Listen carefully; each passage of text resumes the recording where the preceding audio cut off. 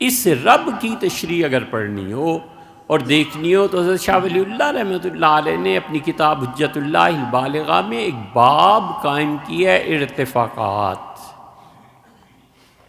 ارتفاق کا مطلب ہے تدبیر منزل، فارسی میں اس کا ترجمہ یہ ہے، اور تدبیر منزل کا آسان مفہوم یہ ہے کہ انسان دنیا میں کیسے رہے گا اس کی تدبیر اختیار کرنا۔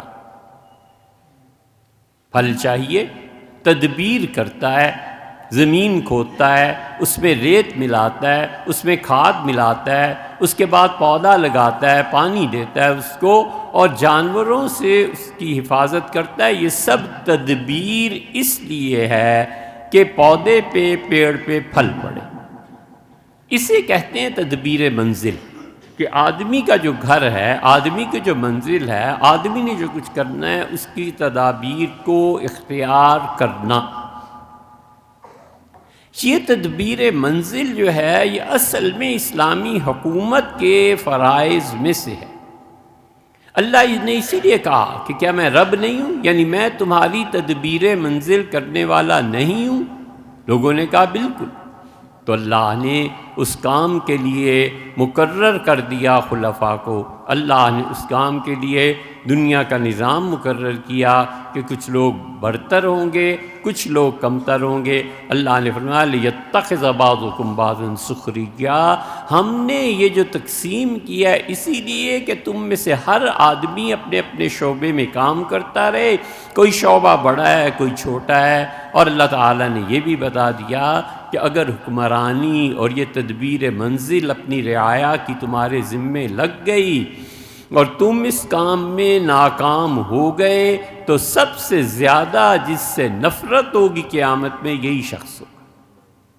اس لیے صحابہ رضی اللہ عنہ بچتے تھے، خلافت سے بچتے تھے۔ رسول اللہ صلی اللہ علیہ وسلم نے صرف ایک جملہ کہہ کے بہت بڑے طوفان کو سیاسی طور پہ روک دیا۔ وفات سے پہلے ارشاد ہوا جمع کرو ان انصار کو۔ انصار آئے، آپ نے فرمایا کوئی مہاجر آج نہیں آئے گا میرے پاس، اور ظہر کی نماز پڑھا کے آپ تشریف فرما ہوئے، اور آپ نے فرمایا دیکھو کوئی باہر کا آدمی تو نہیں، مہاجر تو نہیں۔ عرض کیا کہ اللہ کے رسول کوئی نہیں۔ فرمایا اچھا انصار والوں میں تمہیں ایک بات کہتا ہوں کہ تم نے ایسے احسانات کیے، میرے بعد انکم سترون بعدی، میرے بعد تم دیکھو گے کہ کچھ لوگوں کو عہدے تقسیم کرنے میں تم پر ترجیح دی جا رہی ہے۔ عہدے انہیں ملیں گے جو مکہ کی فتح کے بعد مسلمان ہوئے۔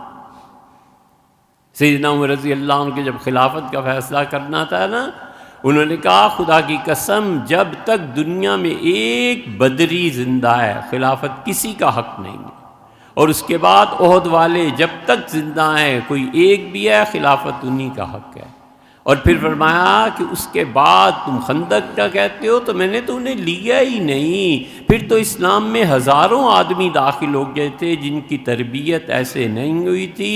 اور حضرت عمر رضی اللہ عنہ کو پتہ تھا کہ عمر بن العاص وغیرہ رضی اللہ عنہ کوشش کر رہے ہیں کہ خلافت کے ناموں میں ان کا بھی نام آ جائے، اور حضرت عمر رضی اللہ عنہ نام تو نہیں لیا، لیکن فرمایا وہ خلافت کی بات کر رہے ہیں جس کو اور جس کے باپ کو ہم نے اسلام کی جنگ میں مارا ہے اپنی تلواروں سے، یہ سمجھتے ہیں میں انہیں خلافت دے دوں گا، میں تو فتح مکہ والوں کو خلافت نہ دوں۔ اتنا کڑا معیار تھا۔ اس لیے یہ جو تدبیر منزل ہے نا، یہ حکومت کے بنیادی کاموں میں سے ایک کام ہے۔ تو رسول اللہ صلی اللہ علیہ وسلم انکم سترون بعدی، میرے بعد تم دیکھو گے کہ عہدے جو تقسیم کیے جا رہے ہیں مملکت میں یہ منصفانہ نظام نہیں رہا، تو تم کیا کرو گے؟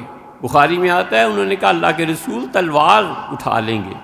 آپ نے فرمایا بالکل نہیں، ایک جملے نے بند باندھ دیا۔ آپ نے فرمایا بالکل نہیں، خبردار تم میں سے کسی نے تلوار نکالی۔ ان کا عرض کیا پھر کیا کریں گے؟ آپ نے فرمایا اصبروا حتی تلقونی علی الحوض، صبر کرنا یہاں تک کہ میں اور تم ملیں حوض کوثر۔ حضرت عمر رضی اللہ عنہ جیسا آدمی عہدے لے لے کے ان انصار کے پاس جاتا تھا، وہ کہتے تھے نہیں، حوض کوثر کا وعدہ ہے، فرمایا تھا کہ بالکل حکومتی معاملات میں نہیں آنا، حتیٰ تلقونی علی الحوض، یہاں تک کہ حوض کوثر پہ ملاقات ہو۔ صحابہ رضی اللہ عنہ عہدے نہیں لیتے تھے، تنگ آ گئے حضرت عمر رضی اللہ عنہ کا، اللہ تو گواہ ہے، میں پیسے لے کے ان کے گھر جاتا ہوں، عہدے لے کے ان کے گھر جاتا ہوں، اور یہ قبول نہیں کرتے، قیامت میں مجھ سے نہ پوچھنا کہ میں نے کوئی بے انصافی کر دی۔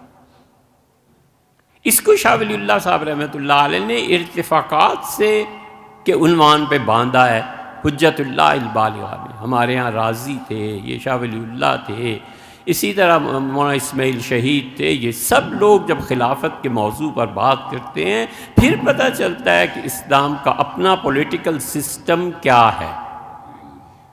ورنہ ہمارے بچے سمجھتے ہیں کہ اسلام نے کوئی نظام ہی نہیں دیا، اپنے قلت علم کو اسلام کے سر تھوکتے ہیں۔ اپنے پڑھے ہی کتنا ہے یار، آپ کیوں نہیں پڑھے لکھے؟ جب نہیں پڑھا تو اس کے بارے میں کچھ کہنا بھی مناسب نہیں ہے۔ اس تدبیر منزل کو اللہ نے اسی لیے رب کا لفظ استعمال کیا، اور اللہ تعالیٰ نے کہا کہ میں رب نہیں ہوں۔ لوگوں نے کہا کیوں نہیں، پروردگار تو ہمارا رب ہے۔